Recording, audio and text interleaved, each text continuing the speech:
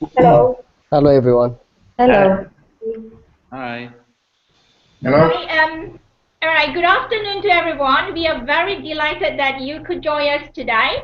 And today is the World Youth Skills Day, and we hope through this e-forum, empowering youth through green jobs will give our audience, especially the young people, an overview what green jobs and entrepreneurship is about and how to get involved in the green sector.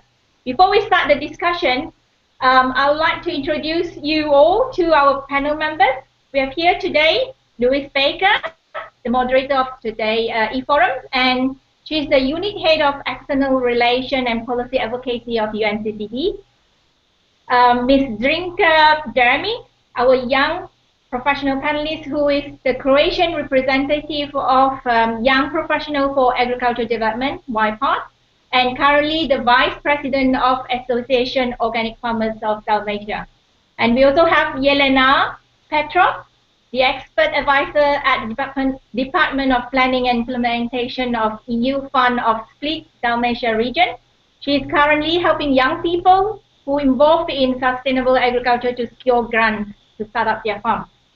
And then we have here also Dr. Jin Hui Chan, who is the founder of Cambridge Polaris, and he has extensive experience in entrepreneurship and setting up multi-million renewable energy projects in Asia. We have also here Abraham Nida, the co-founder of Migra Africa, who is now working on integrating young African migrants and refugees to the labor market in Europe. And we have also here Mr. Maximilian Abolaesh Boes, the Chief Sustainable Development of Second Group, an organic enterprise in Egypt, who has extensive experience in sustainable land management. Lastly, we also have here Dr. Richard Brian Cox, who is leading the unit UNCCD Capacity Building Marketplace. And before we start, I would like to brief you all how the e-forum will be conducted and how audience could pose questions. The e-forum will have two sessions, panel discussion session, which will take about 40 minutes, and the Q&A sessions, which is about 25 minutes before we close the session. Public audience who follows the e-forum through Hangout on Air could actually post questions when during the Q&A session through the Q&A app that appears on the broadcast screen. So, and if you would like to give comments or inputs on any questions, then you can actually go to the Hangout on Air event page where there's a comment box, say something, type your comments there. Audience who follows e-forum via YouTube channel could ask and post their comments at the provided comment box. So without delay, I would like to invite Louise Baker to take over the floor. Thank you. Thanks, Jenny, and welcome everybody. So thanks very much for joining us. It should be a really good interactive panel today. We've got some great speakers, but we do want to hear from you as well, so please post your questions. I'm going to get right into it. So I'm going to ask my first question, if I may, to Richard Byron Cox. Richard, can you tell us briefly what green jobs are and why does UNCCD think they're important? Right. Well, because we have a large audience, or at least so I hope, I'll be as brief as possible, and then whatever is not clear can be asked later, if you don't mind, Madam Moderator. Is that fine with you? Sounds good. Okay, good. So basically, I mean, there are many different definitions of green jobs, but generally speaking, because I work for the United Nations, I prefer to use what the United Nations has. And if you look at the United Nations Environment Program, what they describe as green jobs are jobs in the area or activities that contribute sustainably to preserving or restoring environmental quality. Specifically, but not exclusively, this includes jobs that help to protect ecosystems and biodiversity. Now, all of that is a lot of words, and to make it rather simple, green jobs are those kinds of jobs that really and truly are focused on not just preventing further degradation of the environment, but enhancing it and making it better. Now, it is important not only to the UNCCD, but it's important to the whole world, because When we talk about the environment, whether we like this or not, we have to share this planet. Whether we are rich or poor, from north or south, this planet is what keeps us alive. And this planet is in serious crisis, environmentally speaking. We're using up resources. Before we are finished today, by the time we are finished today, 3 species would have disappeared from this planet, never to return again. Can you imagine that? Within 1 hour from now, that is what will happen. So what we have to look at is how we reform the world's economy and activities as regards economic development so as to ensure that this doesn't continue. We're in a serious problem. Now, UNCCD, why this is important for us is because there are 3 basic sustainable development conventions. The first, or the most known, is that on climate change. Then you have biodiversity, and you have our convention, which is the convention that deals with land. The fact of the matter is this, that land is the nexus of everything. In other words, it is what joins everything together. And in my mind, you have to address the issue of land before you address anything else. And everything else is addressed because you want to address land. So biodiversity needs a habitat, and it's either live in the sea or it live on the land. And even if it live in the sea, if the land is not good, when rain comes, that poison land end up in the sea, and the habitat is threatened. Okay, we need to sequester carbon, so to speak. Now, if you want to do that, as far as I know, and as far as science has shown, the best sequester of carbon is good soils. Again, to deal with the climate change issue, you need soils. But even if you don't accept that argument, and you go a little further and say, well, okay, we need trees for carbon sequestration. The question is, where do trees grow? Do they grow in the sky? They grow in the ocean? No, they grow on land. And if the land is not good, then there you go again. So the point is this, that the UNCCD understands that the future of the very planet depends on how we treat the soil, and we make sure that the ecosystem as a whole, is healthy. And this is why green jobs are important. The fact of the matter, to put this in a little nutshell, the fact of the matter is this.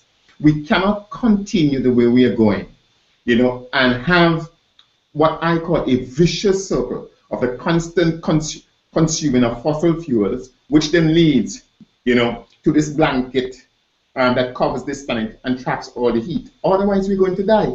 So we have to change the way we do business. And changing the way we do business, first and foremost, means what our objectives are, in our economic operations. And secondly, how do we achieve that? And to achieve that, we have to do the right thing. And doing the right thing means doing the right job. Thanks, Richard. That's a great start. I'm going to move to Max now, if I might. Max, you're at in the private sector as well. So as Chief Development of Sustainable Development at SECEM, what part does sustainable land management play in your strategy, and what part does it play in terms of green jobs, and how does green jobs play into your strategy as well? Can you tell us a little bit about what your thinking is? Yeah, sure. Of course, coming from Egypt now here, we have a special situation. But anyway, I think what I'm going to say is quite relevant for all parts of the world, meaning that land management leading to food security and to various other inputs to key industries is the basis for our living. Yeah, it's clear that without food, no life on Earth would continue, and I would say that many people depend on this functioning industry.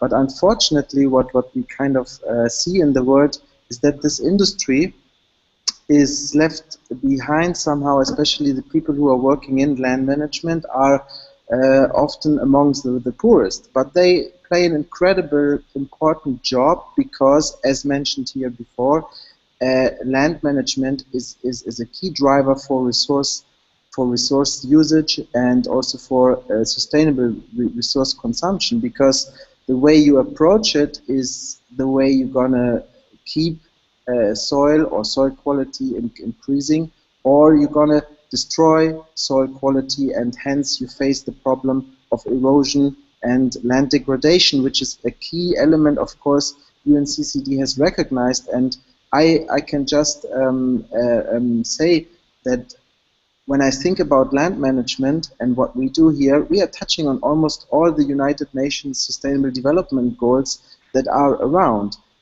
It's incredible how cross-cutting this endeavor is, and it's about how to manage water, it's about to manage energy, and it's about to manage your soil, and it's all a nexus, as we know. So I would say, without making this land management a top priority and also focus on the sustainable elements, there is just no jobs in the future anymore, because we are then continuing the whole degradation story, and it's about to turn that around.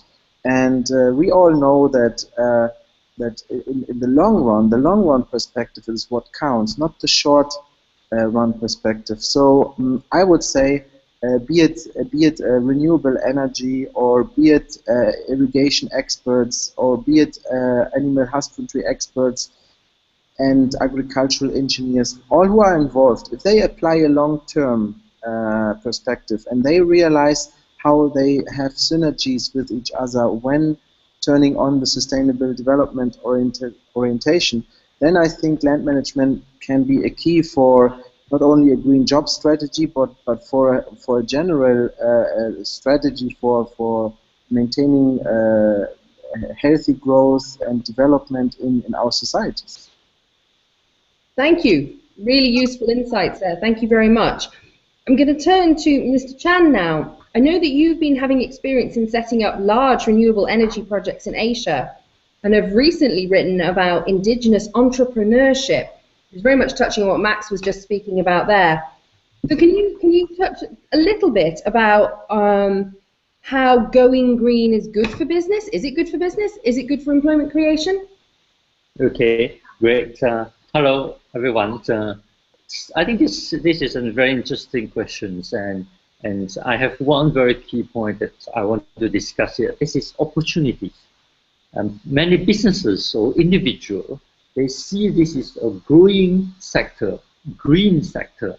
The world have been invest millions and millions into either from energy, water, infrastructures, and even also food safety or organic food sector is a growing sector that many businesses see opportunities.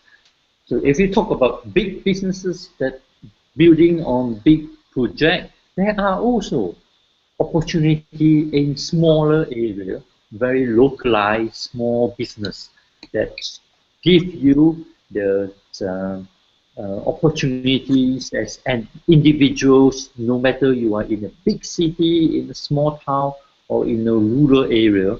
As long as you can identify these opportunities, then there is a big chance for you.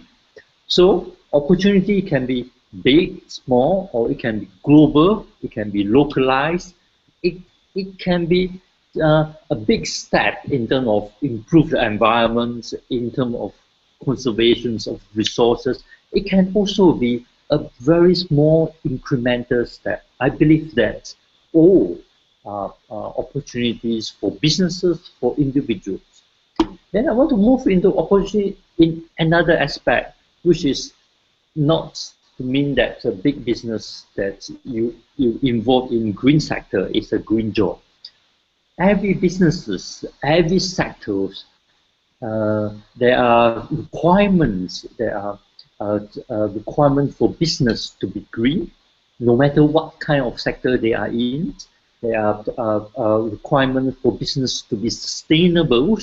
So it opened up many opportunities for young people who are very well educated in terms of understanding what we need to do, have passions for improving the environment.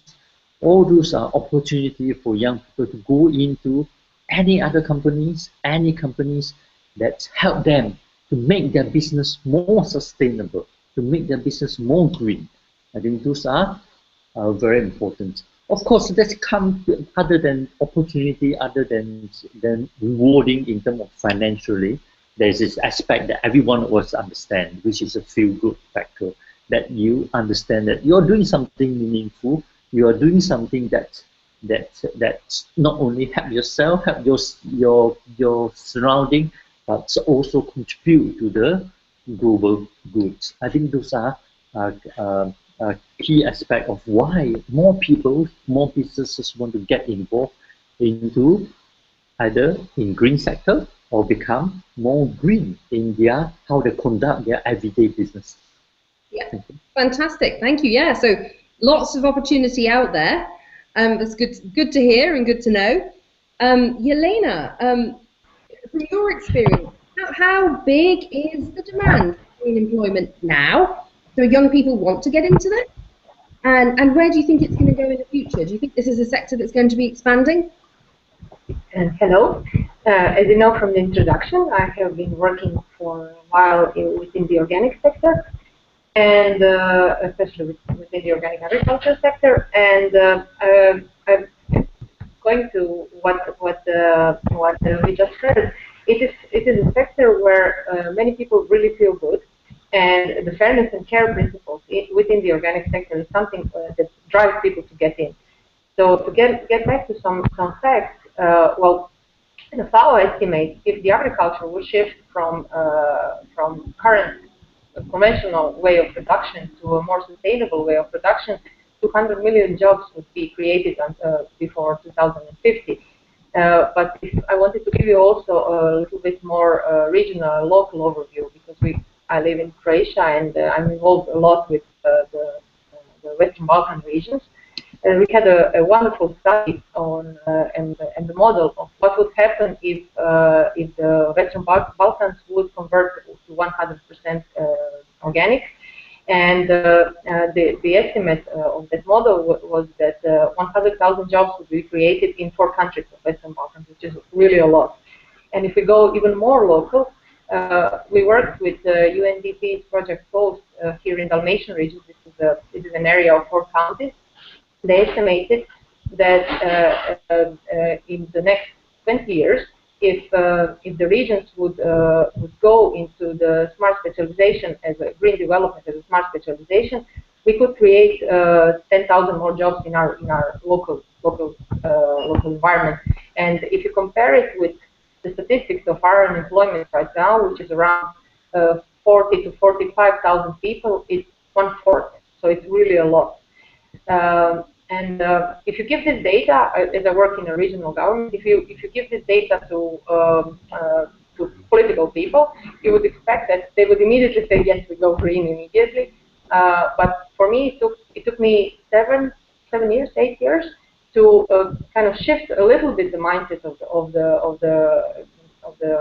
our policymakers, and to make them start systematically implement projects that would lead to this kind of development.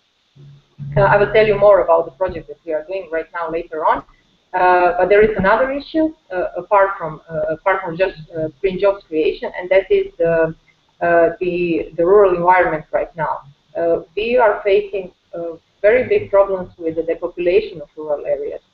So we have a landscape with no people, and on the other hand, we have towns where you have too many people. The pressure on the resources especially the coastal area is huge, and the cost of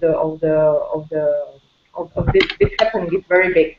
So on the long term, I believe green jobs and the creation of the environment in the rural zones will be something that everybody will be very, very interested in.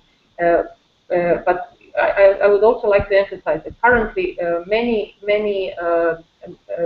not just the infrastructure like roads and schools, they're not the problem, but there is no content for young people to go back in the rural areas. So that also should be created in parallel. I think some very wise points there, actually. Abraham, is that a similar sort of story, what's happening in Africa? Does that go with you? First of all, thank you so much for inviting me to this forum. Can you hear me well? Is it okay? Yeah, we can hear you. Okay, perfect. I would like to say something about myself and the organization that I'm representing first. My name is Abraham Nida, and I'm originally from Ethiopia, currently living in Germany. And the organization that I'm working for at the moment is MigrAfrica, and mainly concerns about young African diaspora in Germany particularly, but also in Europe. We are also part of the broader network of the African diaspora youth in Europe, which is called ADIN. With regards to the question, in Africa, of course, these are the most critical questions at the moment, the issue of sustainability and, of course, employment, especially youth employment. If you take Ethiopia, for example, there is a huge youth unemployment issue, which has been sort of normal for so many years. And also with regards to environment and sustainability issue in going green, I think for the case of Africa, I don't think it's a choice. Rather, it's a question of survival. If we don't do something about it now and in the future, it will threaten our survival. So everybody agrees with that, and Africa has also an opportunity because it's sort of taking off with its development, and there's a chance for us to do it right, to do it green, and to do it in a sustainable way. So the main areas or sectors with regards to green jobs and going sustainable at the moment in Africa, in my opinion, are of course agriculture, which remains to be the mainstay of most people in Africa and the majority part of the economy. And the other one is energy, which is vastly needed in Africa, and it needs to be a green or clean energy. So with this regards, there's a huge opportunity for employing a large amount of young people, engaging young people, which is really critical. Young people are not the future; they are now, and they should be included in every aspect of the sectors which will influence their future, mostly because they're young. Of course, the future belongs to them. So this is in short my answer. I will come back later. Yeah, I'm going to come back to you on this one if I might. Africa, like much of the rest of the world, is rapidly urbanizing. I know that I come from a rural area of England, and really, I kind of working in sort of the agricultural sector is kind of considered a bit hard and a bit dirty. You know, I mean, why would you want to work on the land and in green jobs? So you're talking here about kind of getting young people into green jobs, but from what I see in Africa, like everywhere else, people are moving to the cities and moving away from those rural-based jobs. They're abandoning the countryside, as Yelena mentioned. So how do we make kind of the green sector jobs and the kind of green opportunities not cool but more attractive, give more of an incentive to people to go into that sector? Any thoughts on that? Sure. From the countries that I traveled in Africa, what I've been noticing and what's sort of changing at the moment is sort of a change in attitude, especially on the youth. That we sort of have to start from the scratch. It needs to be cleaned up, and most of these are the sectors which can absorb a lot of employment, a lot of young people.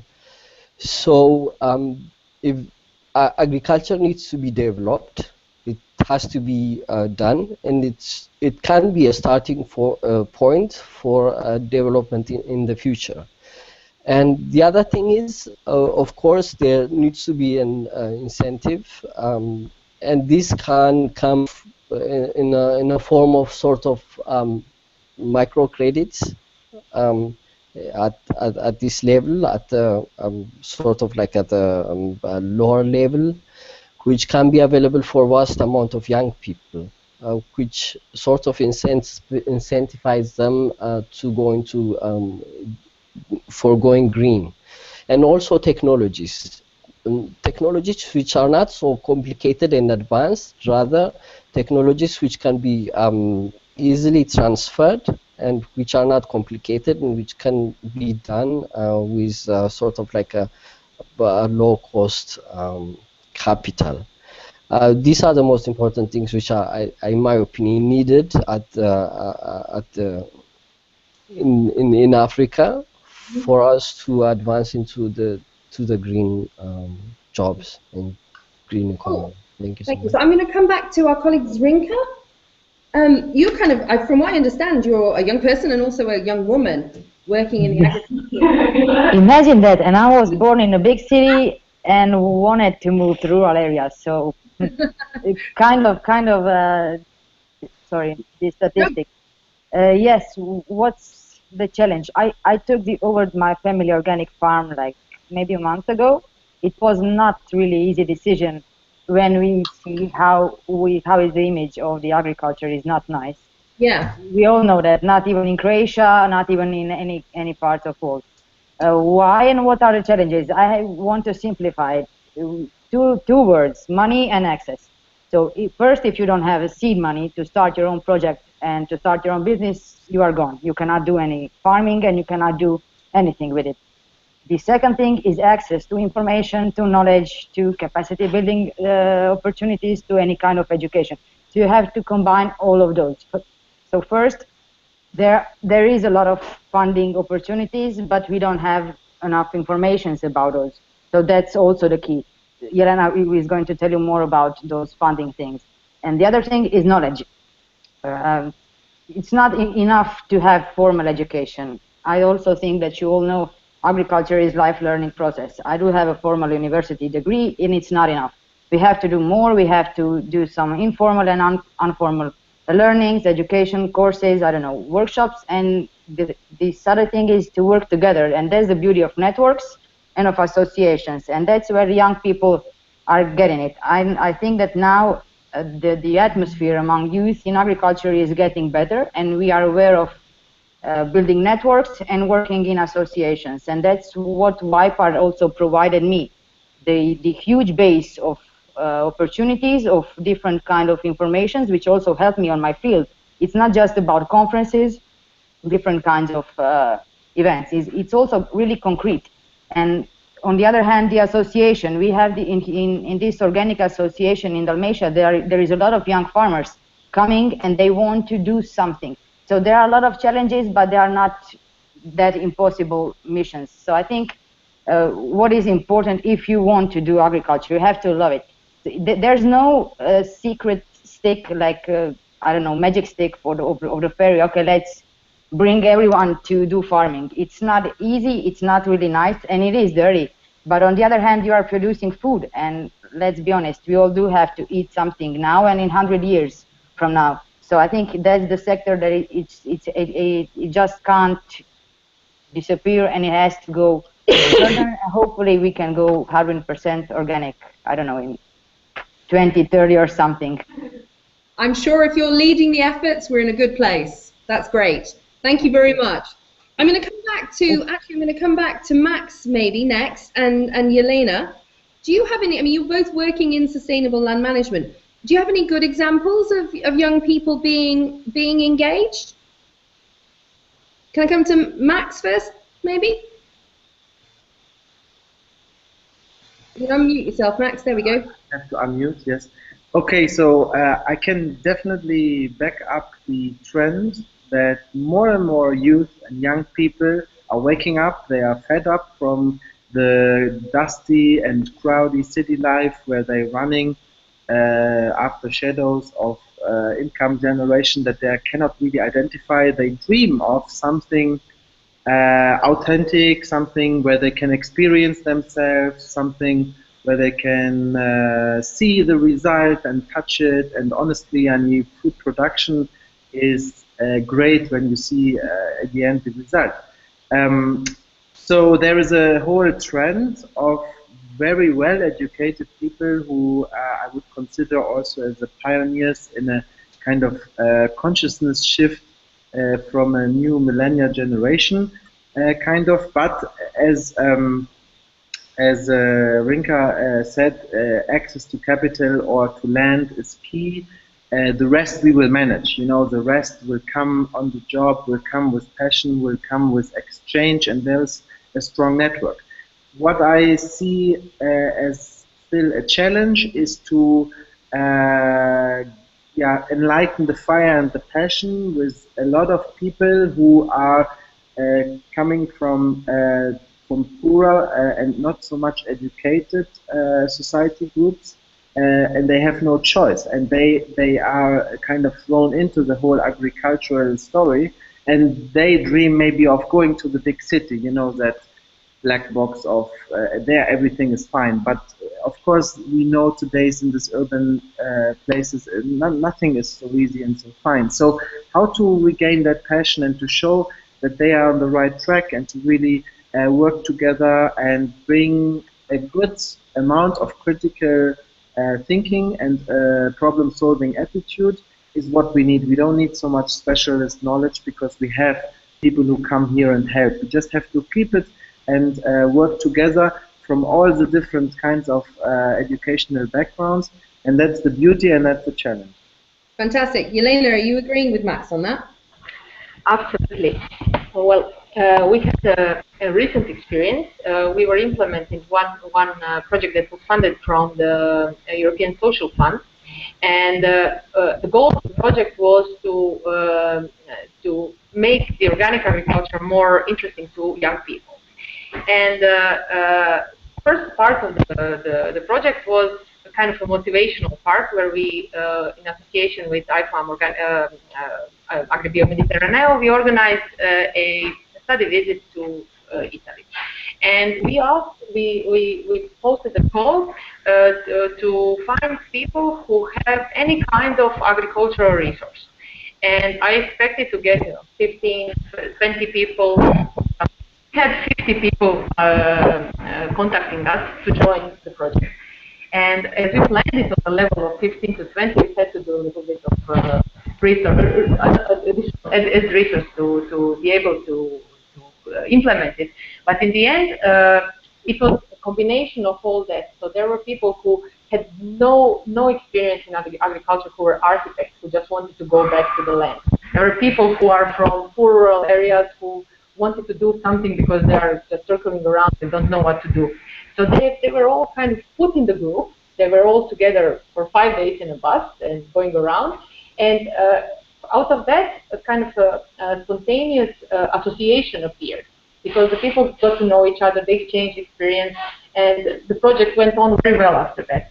So I believe that exchange of information and putting people together in a positive environment is one of the key aspects.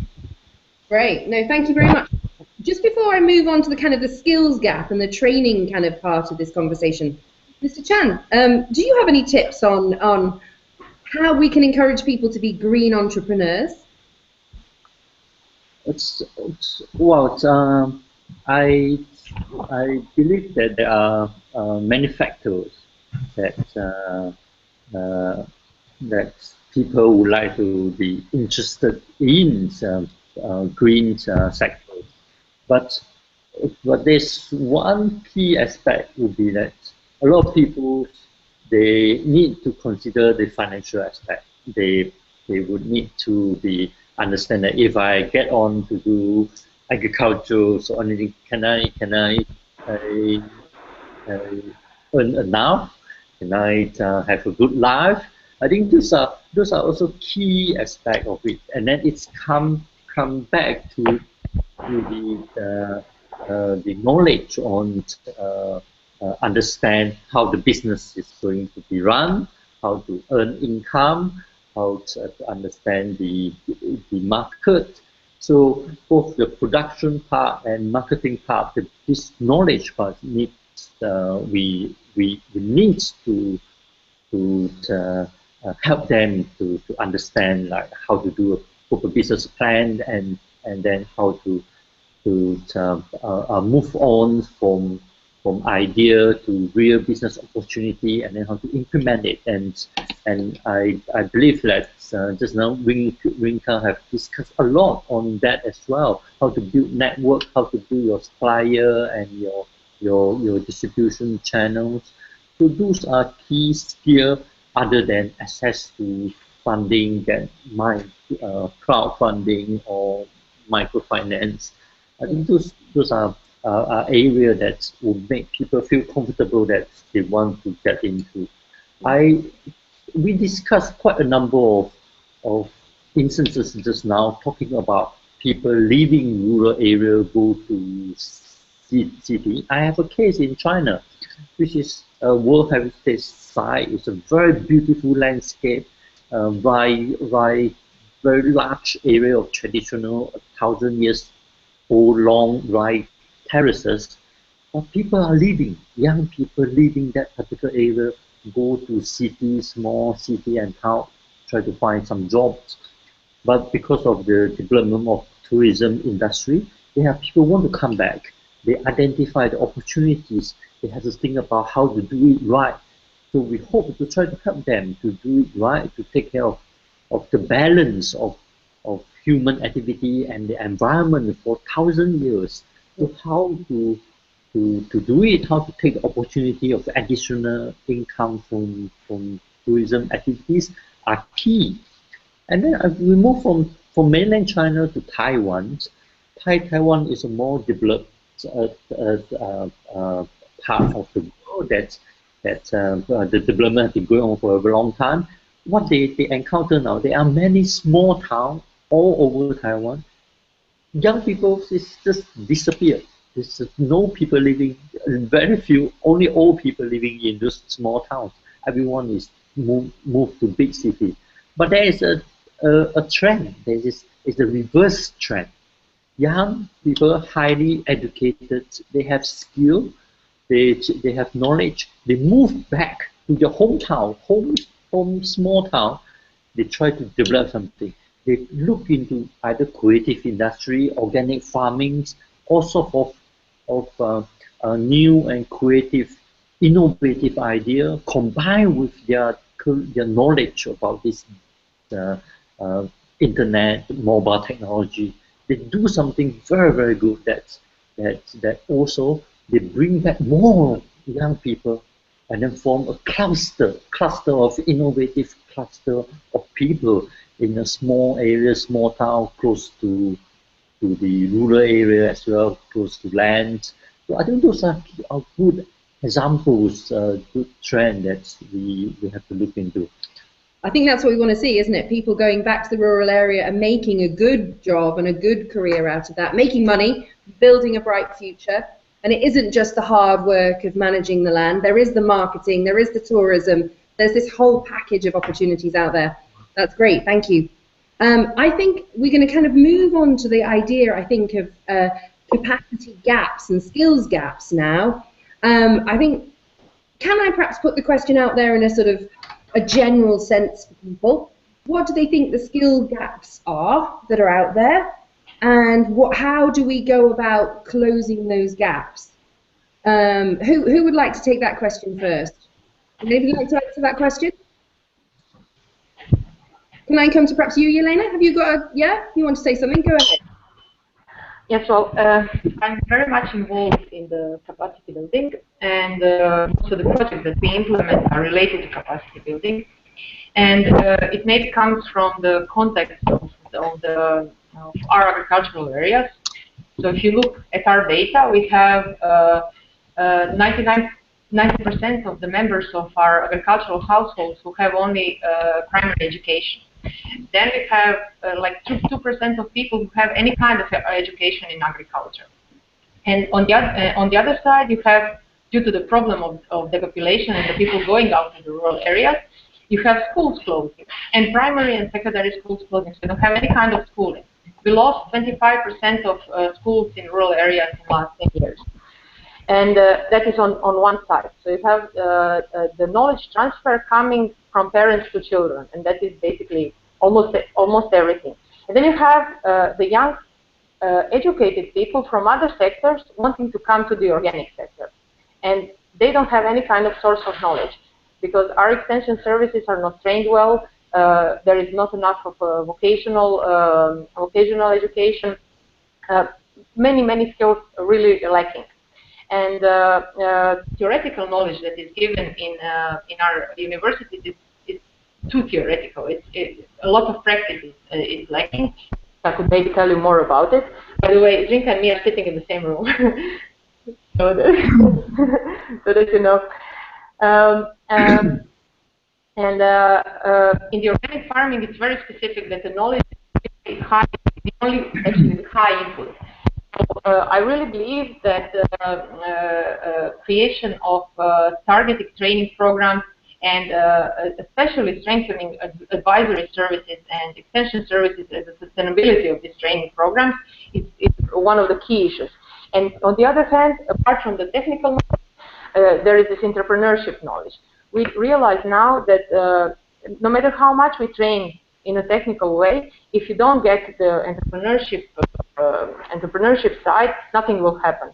I will give you one example. Now, when our grant system started to work, when we got the first rural development program grants, this was 50,000 euro pure 100% grants, and we had a lot of people who were young people who were interested. They were targeted to young people, and then we searched the tax aspects of grants, because they all had little farms, more or less little farms, and we researched what would happen if they get 50,000 euro grant. And then when we educated them on that and what would happen on a people decided to go to take a smaller grant first, and then to get into let's say a bigger amount of money. So to cover this gap, the European Union really has various models of funding. The biggest one is European Social Fund that funds different kinds of education and tries to cover the gaps between the market right now and what are the needs. And also within the European Agricultural Fund for Rural Development, there is every country has an allocation for education in agriculture. So, the average on the European level is around 4%. Unfortunately, Croatia did not really understand that well, so we programmed pretty badly. We have a little allocation. We have 0.05% for education in agriculture in our rural development program, and I was really happy with that. I hope that we will change next programming period. To summarize, I think that the capacity building is really needed, that demonstration and skill sharing programs and especially pilots and good practice examples are essential for the people to get involved and to get knowledge, and I will definitely work most on in that field. Very good. Okay, so can I come, Max? What about you?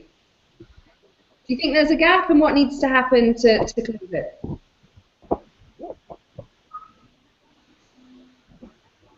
Max? No? Okay, Mr. Chan? Well, I guess that there's a point that has been raised is about business skill, and for any young people that they want to not only look for jobs but to start their own business, this small micro business that work in their own area, in their own village. The first thing would be the opportunity identifications, that you need to identify there's this green opportunity. It's either opportunity on land, agriculture, on water, on energy, anything that will be able to help help the people around you to identify what they need, what I identify the time that they spend on not efficient time spending on any activity, whether you can do it better, whether you can find any other way to help them, either high tech, either low tech, or any creative, innovative idea to help people and make that become a business. I think those are very important. And then today, young people, a lot of young people have access to information, internet. I think there are, as long as It's the passions is there, and then they will be able to go out and search for information and reaching out, trying to to find opportunity is also a key part.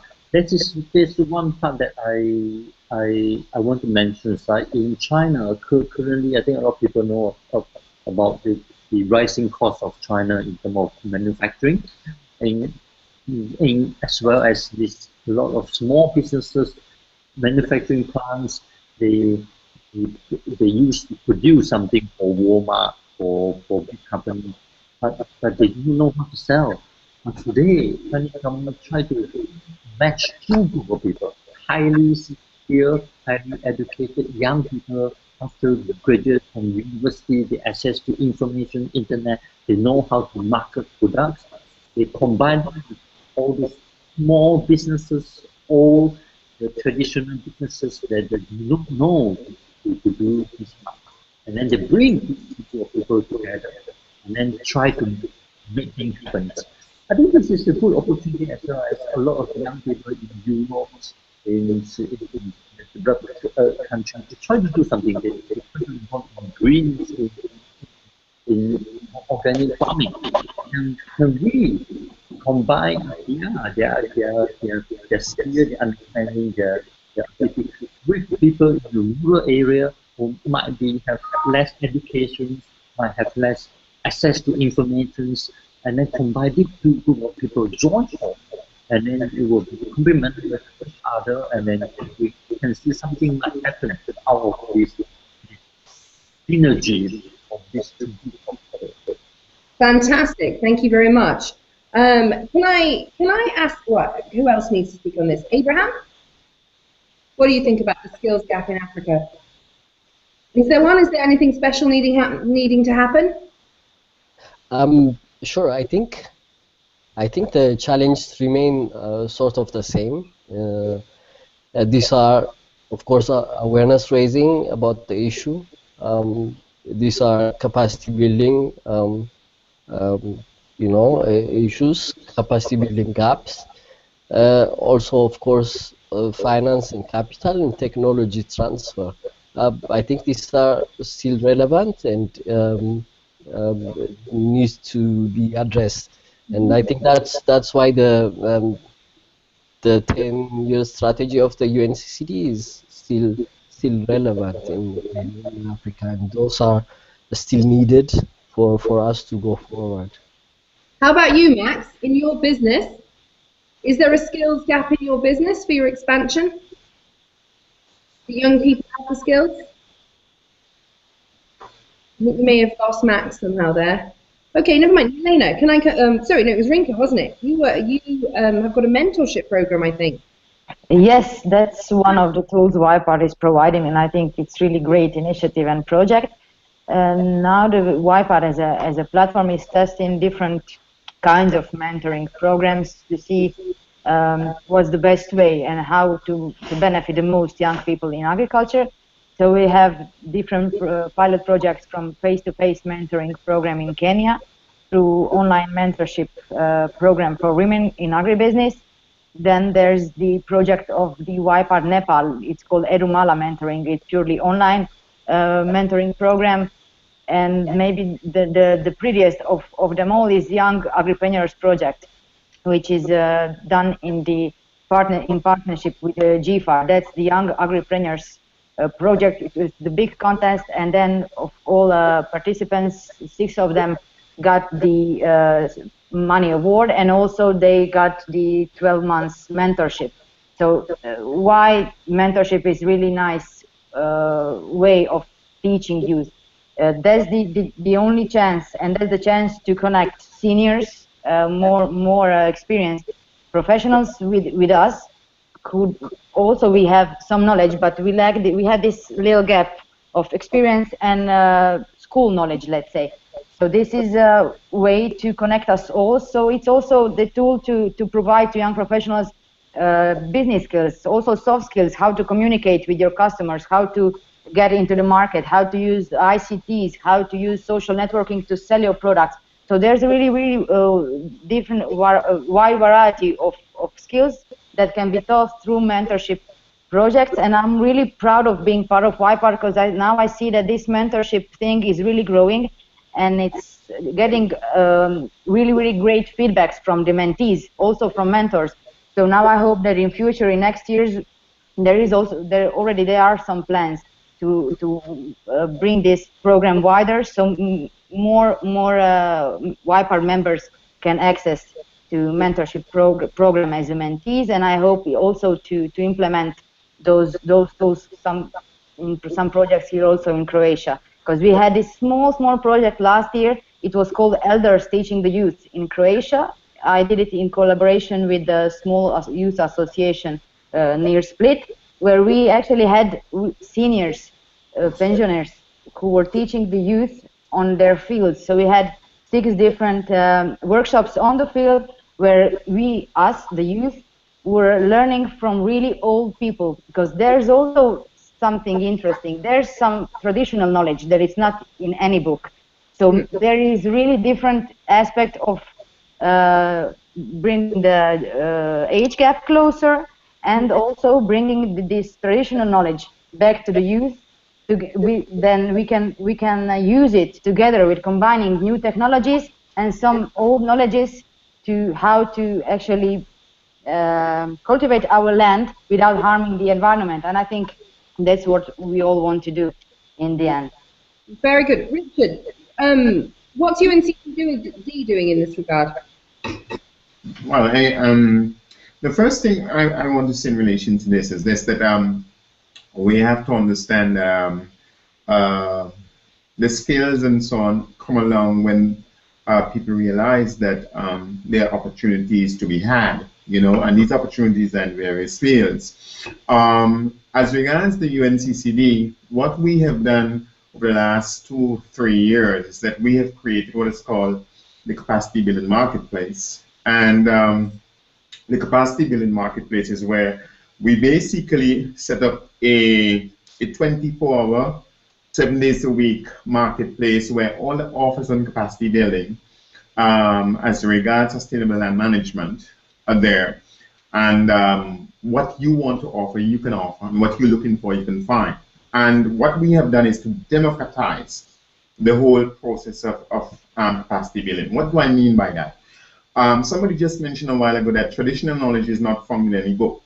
You know, it's in the people's head, and it's in their practice, it's in their history.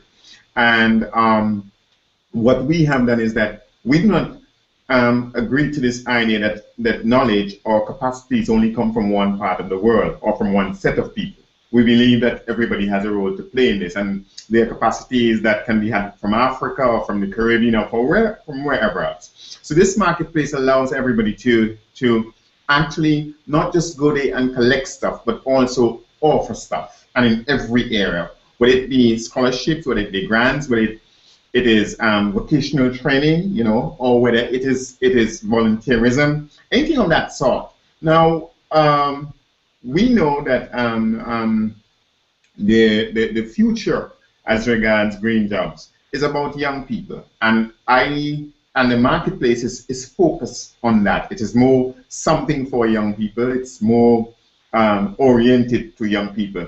What we're trying to do now, what is the next plan now, is to shift the marketplace, well, not shift the marketplace, but rather include into the marketplace more vocational training. And the UNCCD is presently developing more or less a comprehensive sort of program for its capacity building.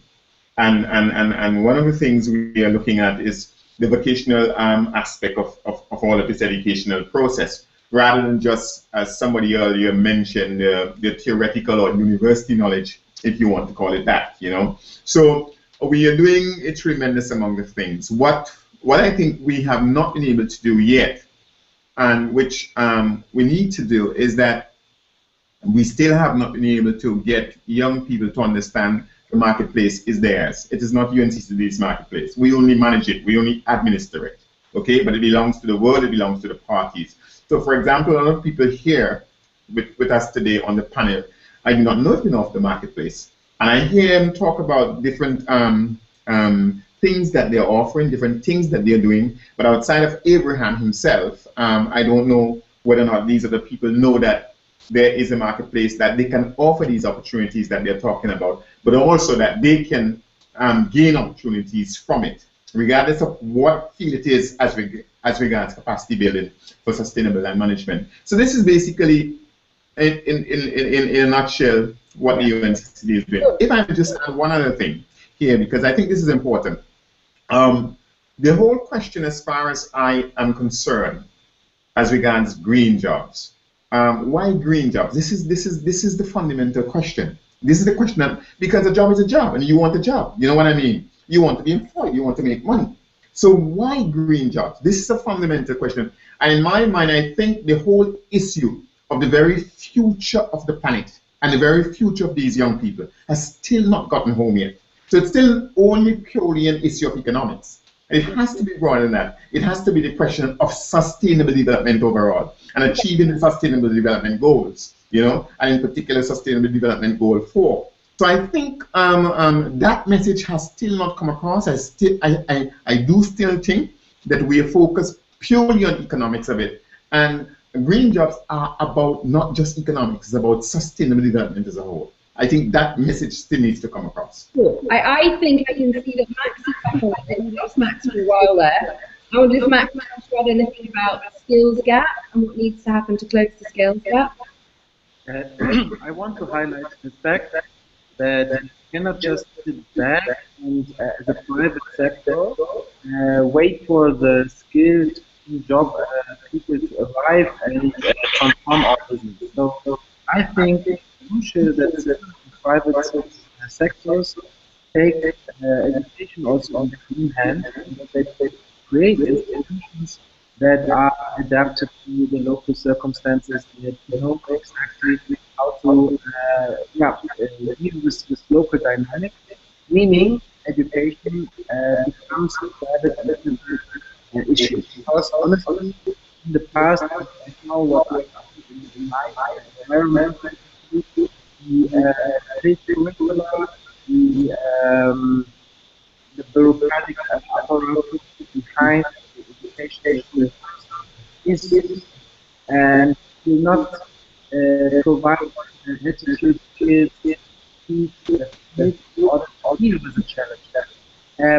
So I encourage people who work in sustainable businesses to think right from the beginning how to put resources into the cultural life of the product and create kindergarten, nurseries, more schools, universities. I don't know if ministers provide resources where people can grow and then give an impulse or a renewal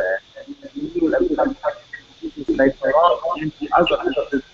The essential point is to acknowledge this responsibility as a private sector to do so. What we have done taken is exactly that. Imagine when you start running sustainable agriculture and with that you have nothing. So there was no question of doing it or not. You had to provide places for everyone to work with us in order to attract high potential, attract local communities. We have to provide for whole families to live there, not for one or two persons, because the whole approach is sustainable only when it can engage the person holistically, and that means with education and with family. So it's up to us, I would say. Great stuff. Thank you very much. Guys, I'm having a little bit of a problem with my screen to take the questions. So I'm hoping Jenny can jump in here. Jenny, are you there? Can you take over some of the questions for the for the colleagues? Thank you so much. Thanks so much, guys. Thank you, Louis. Right. Thank you, Louis. Oh, all right. Thank you, Max, for your explanation. Now, I think due to the time, we will actually proceed to the Q&A questions. And guys, if you look at click on the Q&A, there are already questions there. I'm going to select questions and then, yeah.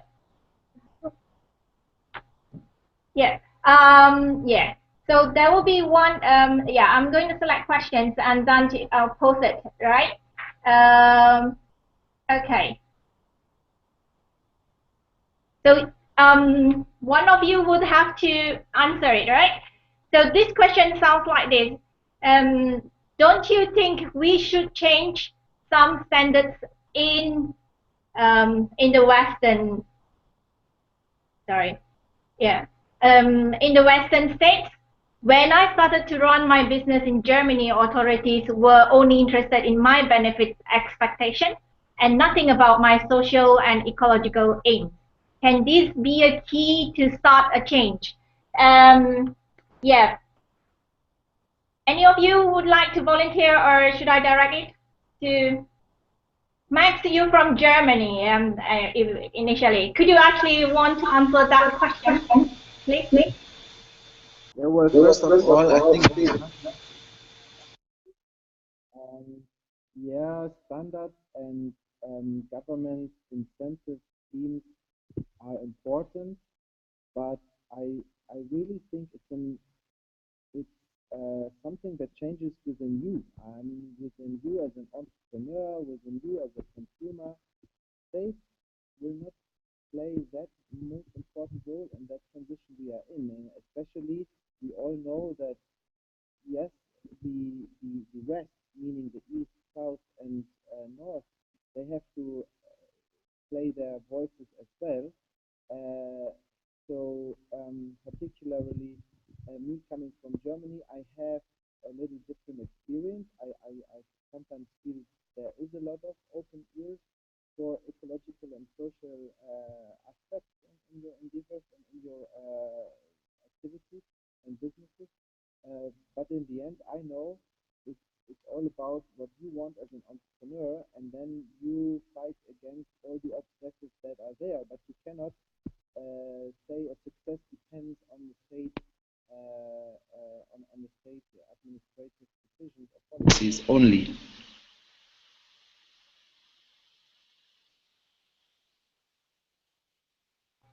All right. Chan, Jinhui, would you like to add on it, or you think Max had answered that question?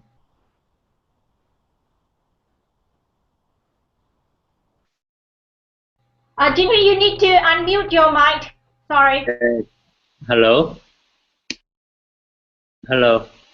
Yeah, I'm sorry that I don't really get quite a lot from what Max had been saying about this particular questions, but I believe that all are equally important. The financial aspect, the returns of the business, as well as their social and environment ecological benefits of that particular business, because the financial aspect, we have to make it happen. We have to think about the business can be sustainable. It can go on for long term, and then financial aspect is a key aspect of making that business work. But of course, we want to do a business that come with and together with other type of aims, the social, environment, ecological, and aim as well. So I believe that the fundamentals we have to make it workable for any new venture, um, um, any job or any businesses that's to do with green businesses, to run the green businesses, to be able to sustain for a long term. Thank you.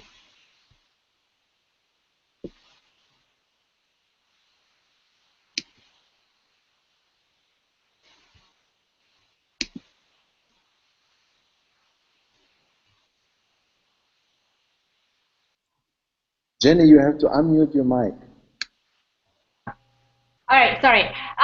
In the transitions of green economy, unsustainable industry will be phasing out stage by stage, and many people will be retrenched. So how do we help these people to get employed in green sector?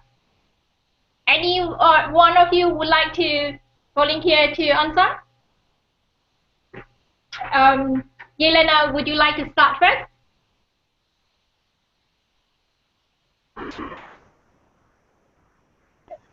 Yes, yes. Maybe I can get to the part which I didn't include in the first part of this forum. There is a lot of money accessible for retraining of the people who could in this way potentially get out of their jobs. So there is a lot of funding, especially from European Social Fund, to retrain people who could have green jobs in this context. This is one of the options. Right. Any one of you would like to answer this question again? How we actually retrain those retrenched people? Abraham, you are into integrating in the labor market force in Europe. So you have any suggestion?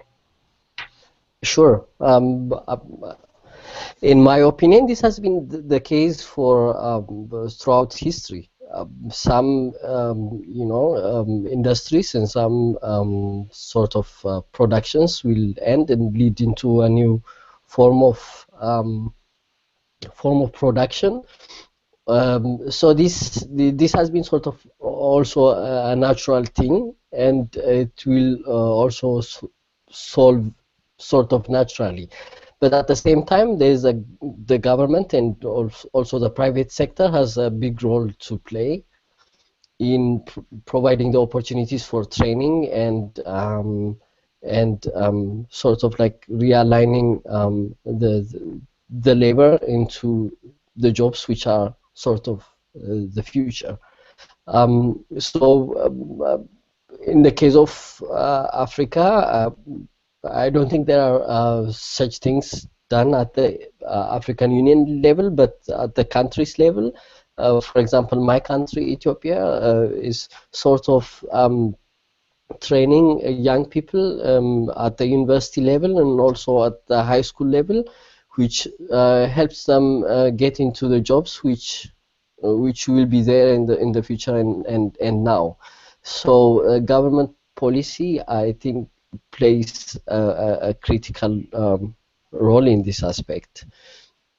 Also, the market, as it becomes profitable and as it becomes sort of the trend, they will follow also the way as it will be profitable for them to do so.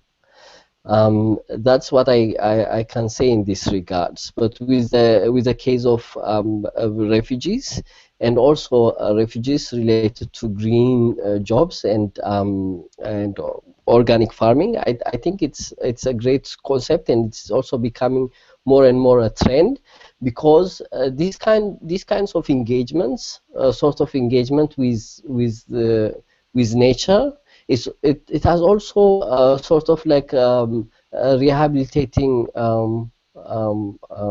sort of power. When refugees are engaged in organic farms or animals, small organic urban farms, it also helps them with their psyche, because they have passed through so many difficult things as they come through the journey to Europe. They need psychological support, and this could also come in a form of engaging them in organic farms or urban farms in the city, for them so to sort of develop a trust back to the society and with the entire earth, so to say. That's what I can say about refugees and the organic urban farms. In that case, thank you. Thank you. May I add something here? Yes, please. I think in relation to retrenchment and so on, well, firstly, in economic terms, it is natural that you have what is called creative destruction in economics. Nothing in the economic life of this planet has remained the same. Years ago we didn't have computers; we had typewriters. And years ago people didn't have tanks and so on. They fought wars and they used horses. That has always been the way the world is.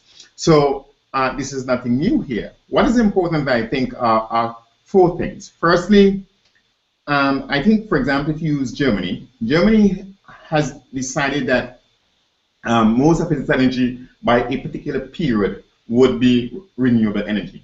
Okay, this is a decision the government has taken. But they didn't say it is going to happen in 2 years or 3 years. It takes time. So in other words, the issue here is that this transformation of necessity must take some time. And within that time, the opportunities are created and the training is done. So I think phasing the thing out over time is the first answer to the question. The second answer to the question, apart from the issues that have already been mentioned about getting financing for training people and so on, is something that Abraham has alluded to, which is this, that it's not just that you have green jobs or new green jobs, but you can make present jobs green. In other words, jobs which exist now and which are not necessarily by their very nature green jobs, okay, you can make those jobs into green jobs. So if we were to use a specific example, let's say, you have in the Caribbean, where I am from, you have where sugar is produced, and a lot of that sugar, the factories are run now by a lot of oil, okay? But there could be a redesign of that where quite some of it could come from renewable energy, okay, and from bagasse as well, okay. So therefore, the factory still runs, the same factory still runs, okay, and the people still have the same jobs, but it's just that the jobs now have been changed a bit. So I think that's a second important point that we need to understand in relation to this question of retrenchment. I think a third thing, which is of value when we're dealing with this, is the whole issue of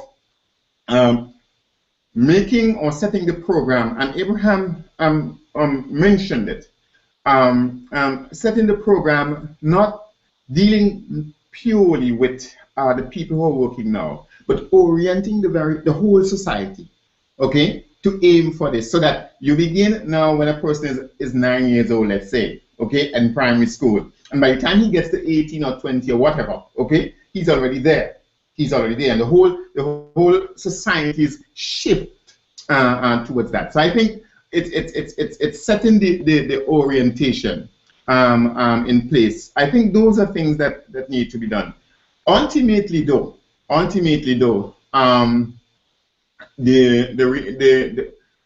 to save people from retrenchment in this case is first and foremost expanding, I think, the whole market for green jobs. The bigger the market is, the more opportunities people have. And irrespective of whether you're trying to do this or you're trying to do that, labor follows where the market goes. And so if the market is expanded and expand at a rapid pace, this level of retrenchment that people think about will not happen. So I think those are four things that need to be thought about in dealing with this. That's it. Thank you. Thank you, Richard. There's another question on about formally educate. Yeah, all right. Okay, I'll read out the question. Do you think it is necessary for young people that interested in green jobs to acquire certain level of knowledge or education to get involved in green sector? Any of you would like to answer that? Drinka, would you want to say something? Yes. Now that's the tricky question, because the education system is also the one who needs to make you interested in something. So I think that we need to change curriculums in high schools and in universities, and to put more green courses in, so youth can finish. When they finish their education levels, they will be prepared for entering to the green job market. On the other hand, I don't even think that formal education is the crucial part. That's why, but on the other hand, we need to make some kind of certification of skills also. So I saw the other question: if someone's not educated but it is skilled, can it? Does someone can work in green jobs? I think it should work on those jobs, but we need some kind of system. For instance, in European Union, you cannot get the grants from funds if you don't have some kind of educational level certificated. So that's the thing to discuss even more. But for a green job itself, I think that first we need to educate them, not just through the schools and formal education, but also through television. Use the media to educate youth about the importance of the green jobs, so they will become more interested in it, and maybe they will want to educate themselves even more about it. Thank you, Rinka. Max, would you like to add on? Max, would you want No, to add not on? really. No? Okay, yeah. Jinhui, would you like to add on anything on this?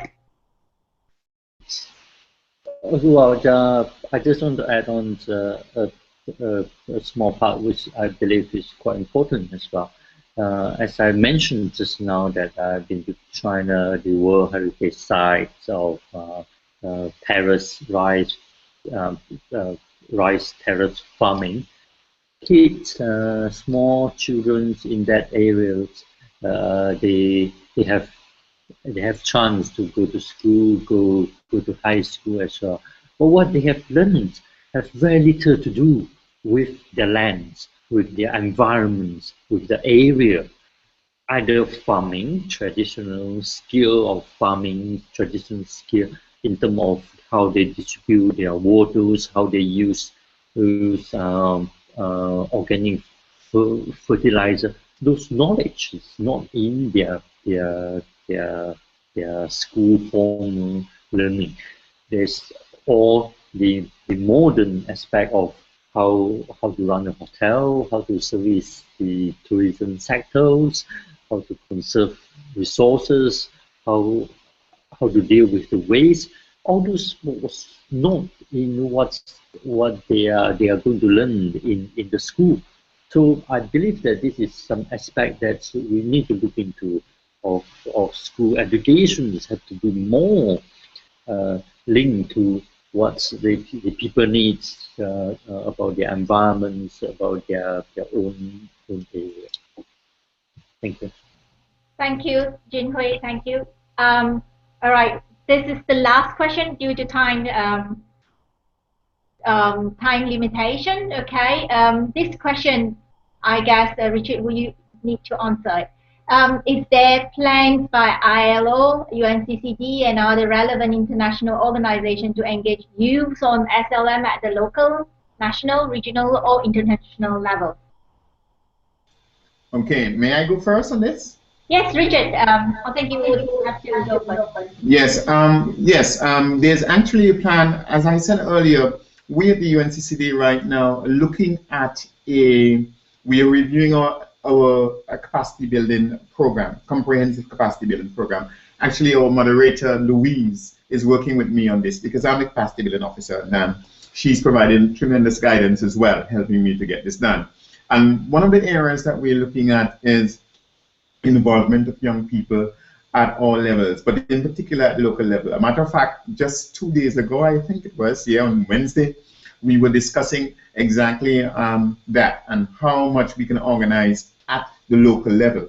You know, the thing is that this costs money, as you can appreciate. So what we're looking at is for them to be able to see themselves as the resource as well, and not so much just depending on somebody giving them a handout, but rather that they are involved in the process as a resource. In other words, they have knowledge, they have possibilities, they have abilities, and so on.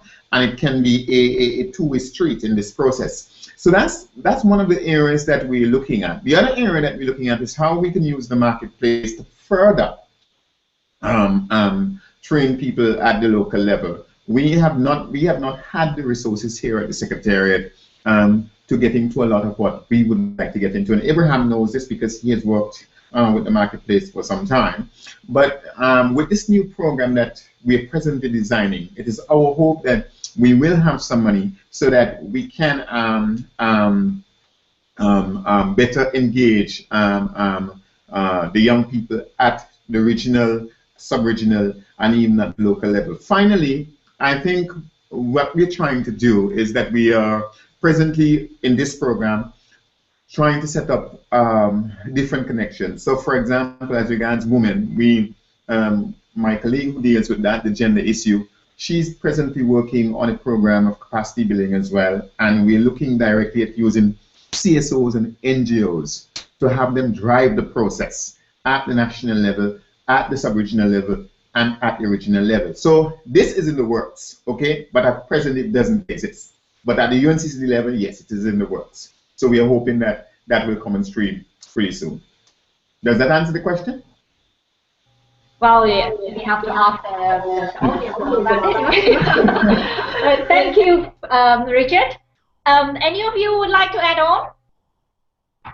If not, due to the time, it's already 3:30, and I would like to round up this session by inviting all of the panelists, give us some tips to the audience. We start with Drinka.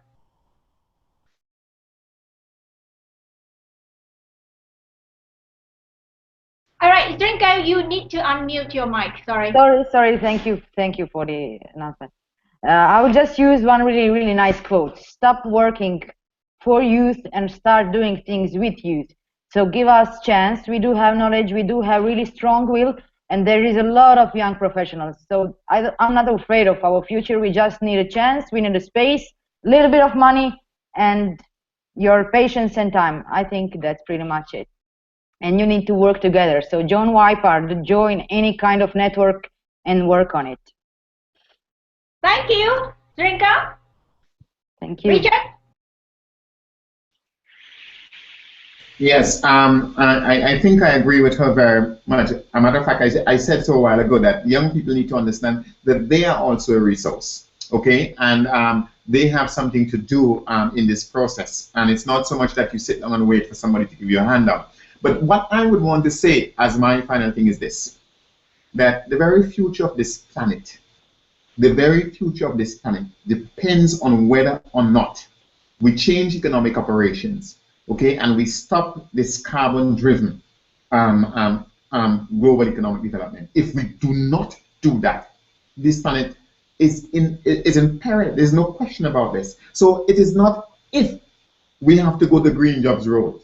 If we do not, is what is going to happen. Now, jobs are not about me. I'm an old man now, you know, and the future is not about me. It's about them, you know, and it's time for them to take this in their own hands, you know, and stop waiting to be dictated to, but rather to say, well, look, we're concerned with our future, you know, and this way of the world economy in which it's operating cannot work. It promises us nothing. It promises us no future. It promises the planet no future. And so this is what I want for them to understand. They must understand the very crux of the matter of green jobs. It's not just about employment. It's not just about economics. It's about the very survival of the planet. That's it. That's what I want to say. All right. Thank you, Richard. Max, your turn. Okay. So my key message is know as a youngster that going new way is a very difficult path and a path that needs courage. So you have to dare to step into a new direction. And of course, as Richard said, the existing reality can tell you a lot. You have to reinvent the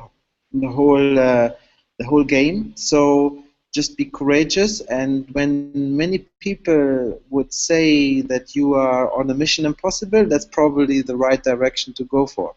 So a lot of energy and heartful passion I wish to those who are engaged.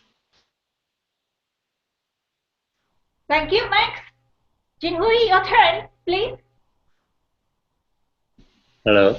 Yes, I would like to go back to this opportunity again, and I believe that green business opportunity are everywhere surrounding you, and then I believe that you have the capability to identify it, to see how you can make something different, how you can do it differently, how you can be more creative and innovative about changing the way that we are conducting our business, or people surrounding you, how they conduct their business. Try to make a difference. As far as you have that particular ability to observe and identify it, and you have the drive to carry it, take it on, and soon you will find that you get many resources to help you to walk the path towards a successful green business and be a successful green entrepreneur. Thank you. Well said, Jinhui. Thank you. Yelena, please.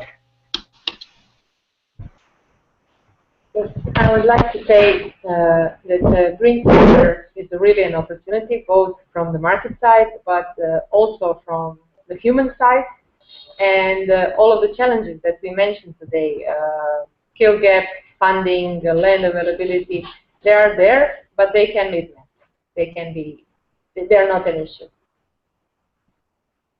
Thank you, Yelena. And Abraham. Yeah, sure. Thank you. What I would like to give is sort of a very practical advice. That is, nowadays you don't have to be limited by time or space. There's online resources available for us for building our knowledge and capacity. And one of this is the UNCD Capacity Building Marketplace. And there's all sorts of opportunities ranging from from knowledge to getting from knowledge to actually getting the jobs, the green jobs. So there's e-learnings and other knowledge resources there, as well as offers of jobs and internships in the green sector.